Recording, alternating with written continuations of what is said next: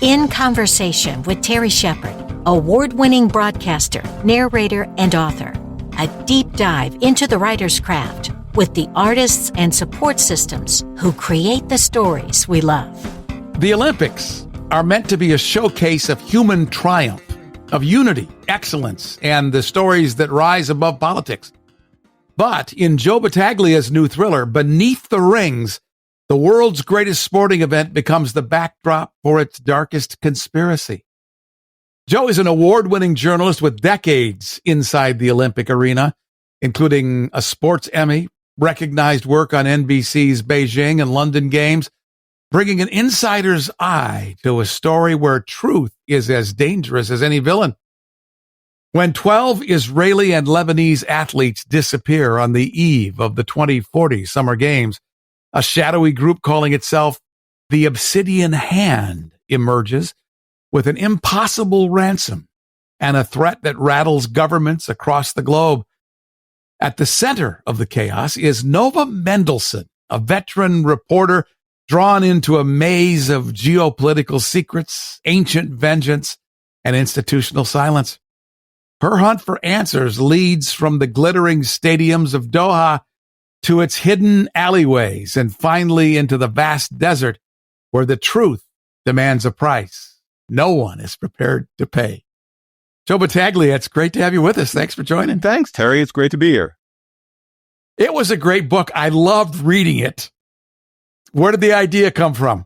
Oh, man. When I set out to write my first novel, I wanted it to be set somewhere in the sports arena. And as I started thinking about where to set it, I definitely thought Olympics because it's high stakes. And I remember going into my first Olympics with NBC in Beijing, a lot of the chatter beforehand was about, okay, like what we're going to China, what is going to go wrong, right? And so there's a measure of that going into every Olympics. So it lends itself to being a good setting. Qatar has been really for well over 20 years now in the sports scene, right? They're really trying to build their tourism industry around sports. We saw that when they were awarded the World Cup. They've got amazing facilities. I've had the pleasure of being there for some track and field meets a number of times. I went for the first time for the World Indoor Championships, and I just loved that blend of old town, old historic, and then there's this build of like glitzy new modern buildings and hotels and stadiums. Doha is in the bidding for future Olympics, so I was like, why not just set this thing in the future and put it there? So that's where the inspiration for Olympics and Doha being the setting sort of came from. How did you get involved with the Olympics in the first place?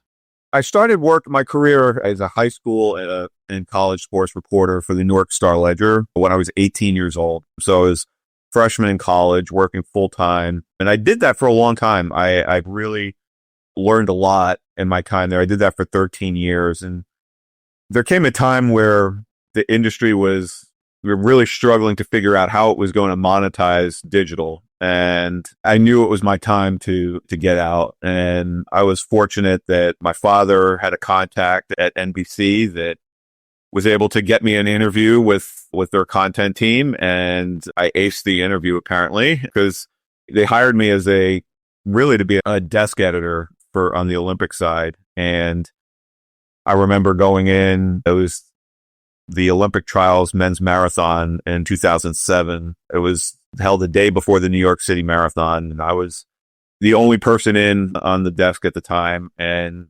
tragically, Ryan Shea, a runner, had a heart attack and died during that race. And so as you can imagine, when something like that happens, when all hell is breaking loose, I was really running point on that for the day and handling all the news as it was developing and reports coming in from our TV folks in New York. I was in our headquarters in Stamford, Connecticut.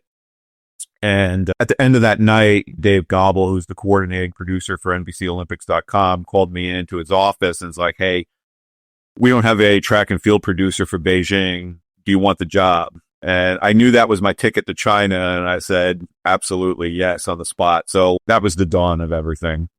What's your background? Grew up in New Jersey, born and bred in Newark. Always had a flair for writing, creative writing. It's funny, recently my mom was like cleaning out the attic and she found this old short story that I wrote on a Commodore 64, banged out with the preposterous story about how the mob was going to infiltrate the Vatican and like, take over the Catholic Church. How that came out of my brain when I was 10 or 12 years old, whatever I was, is crazy. But I always had that creative writing knack. I went to Seton Hall Prep in West Orange, and coming out of there, I won a couple creative writing scholarships. One of them opened the door for me to get to the Newark Star Ledger. Jerry Eisenberg, who's a great columnist for the Newark Star Ledger, ran a organization in Newark called Project Pride that really supported local youth. And I was fortunate to get one of those scholarships, and I got the opportunity to go. He had a sports writing camp, and I got the opportunity to go to that. And that's really where the writing started. And it just been honed over years and years of writing on deadline, writing different kinds of sports, writing long form features, short features, and just it's a lifetime spent at the computer, basically. We're talking with Joe Battaglia about his new book, Beneath the Rings, a novel that opens with the disappearance of athletes from two nations with deep historical tensions. Why did you choose Israeli and Lebanese competitors? And what did that combination allow you to explore? When I went to set out on this is what's going to happen, this is the bad thing that's going to happen at the Olympics, I had shades of Munich 72 on the mind. And I've unfortunately witnessed how the Israeli athletes are treated at sporting events in the region. I remember them being booed loudly by the crowd at the opening ceremony for those World Indoor Track Championships. And it made perfect sense to include Israeli athletes again as victims of this heinous Olympic crime, but also brought the Lebanese into as not Hamas, another area that's had some strife, right? And there's some political warrings between the two nations. And yeah, I just thought that having them both, they're usually small Olympic contingents, not a lot of athletes, and so it logistically made sense that, okay, we can, kidnap 12 athletes from two different nations. But I think having both of them involved creates tensions on different levels, right? Having a largely Muslim Arabic nation as well as an Israeli kidnapping amps the stakes. Your protagonist, Nova Mendelsohn, is a seasoned journalist thrust into the center of a global crisis. How much of her character draws from real reporters you've known? All of it. A lot of inspiration there. One of my best friends in the industry is a guy named Alan Abrahamson. Alan was a columnist at NBC Olympics when I got there. We really hit it off and have collaborated a lot over the years. He runs he's an independent Olympic journalist now. He has his own website called Three Wire Sports, which was the inspiration for Nova's Olympulse that she writes for. That was part of it. But then I look at, some other folks. When you look at how tough and gritty Nova is, I drew from Lara Logan. I just felt the fearlessness of her war reporting and her brutal assault in Egypt was something that I was able to draw from. But then you go historical, Nellie Bly, investigative pioneer, Ida Tarbell, and some of the muckraking exposés that she did around Standard Oil in the early 1900s. It was another inspiration. And then I drew from some other female sports reporters that I admire. Helene Elliott from the LA Times. She was a trailblazer, not only in Olympic reporting, but in hockey as well. Leslie Visser, a broadcasting trailblazer. So taking all of those influences and blending them into Nova, like this one woman who can embody all of those characteristics. What, if any, boundaries did you set for yourself, and how close or how far could you venture from reality to tell the story? Well, I wanted to, when I was coming up with the Obsidian Hand, right, I wanted to root some of their rise, right, to some real life political tensions, right? I think you see that in the book, and that's explained. But I didn't really set myself any boundaries. I wanted to I didn't want to put those limitations on. I wanted to say, hey, these guys they're a terrible group of disillusioned terrorists. They're capable of anything, right? If you're going to have a group that's going to kidnap athletes at the highest profile sporting event on the planet, they're capable of anything. So I didn't put any limitations on myself. But I did want them rooted in some have some kind of historical context behind them. There's a generation of your readers who still vividly remember Munich 1972. How did that influence the story that you told? It was important. It was important. That was, again, like something that you wanted to have some historical root. It was, again, one of the reasons why I chose Israeli athletes again. I think, especially with this set in the Middle East, right? It's an easy target. I wanted to stay true to that. It also allowed in bringing in some of the auxiliary characters, like the officials from the International Olympic Committee, right? Like those folks are obviously well rooted in Olympic history. Like they're going to have flashbacks to Munich, right? It enabled me to add that dimension to those characters and the tensions that they're feeling. Like, look, we can't have another Munich on our hands, right? Not only did they have another Munich on their hands, but it was much worse. It was important. We're talking with Joe Battaglia about his new book, Beneath the Rings. The website is Books by Battaglia, BATTAGLIA.com. This is your adult fiction debut after an award-winning children's book. How hard was it to make the shift in genres?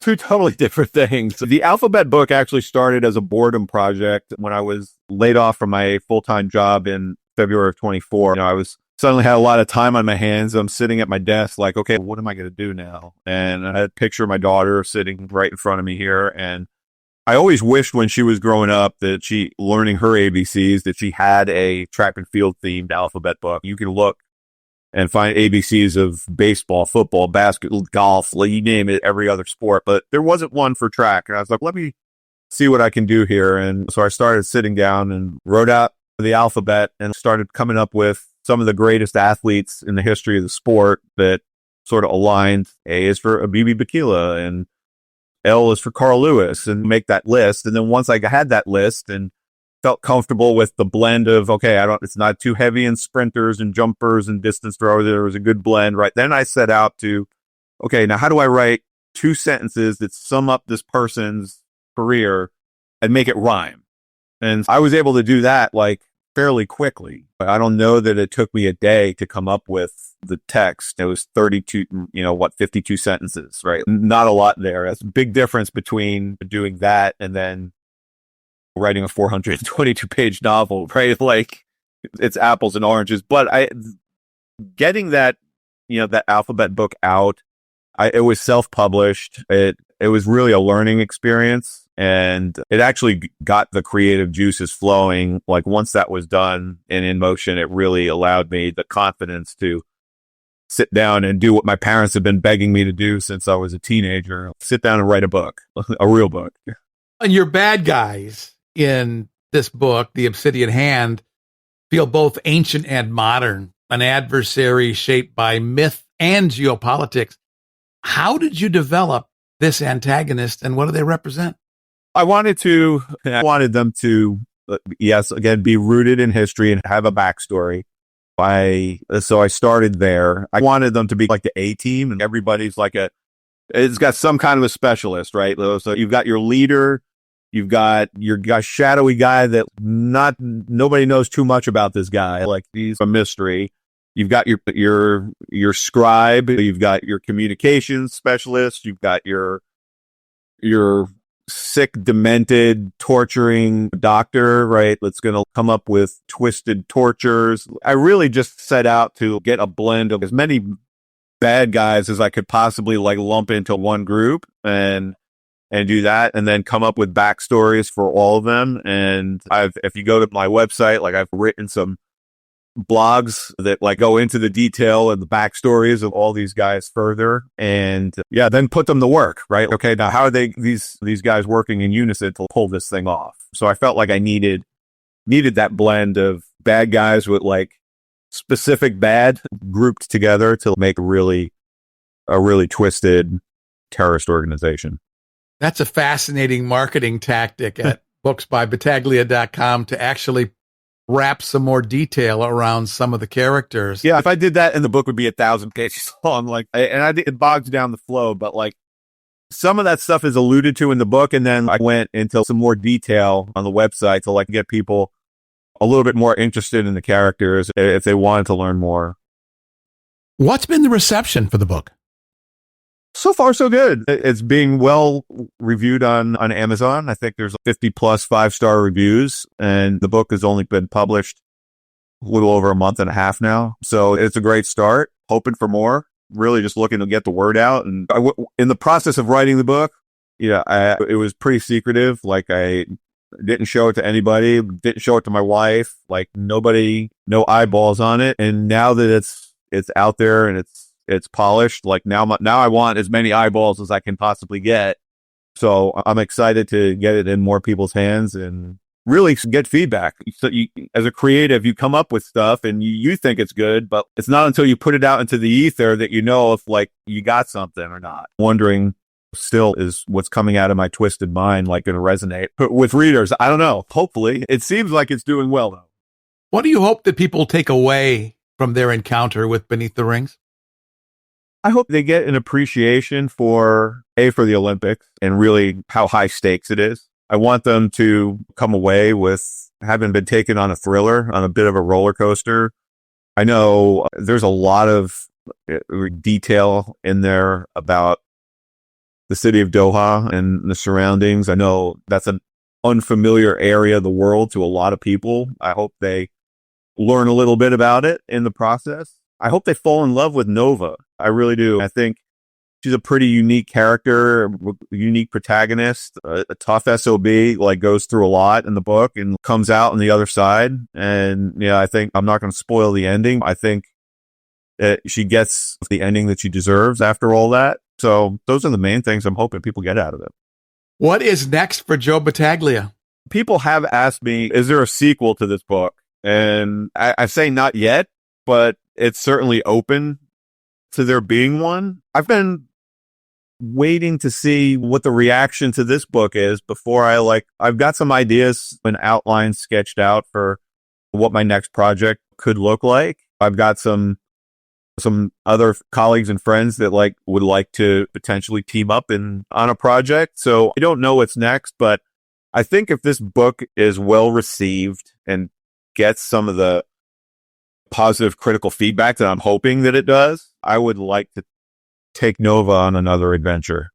Nova's a terrific protagonist. I thoroughly enjoyed my reading of Beneath the Rings, written by our special guest, Joe Battaglia.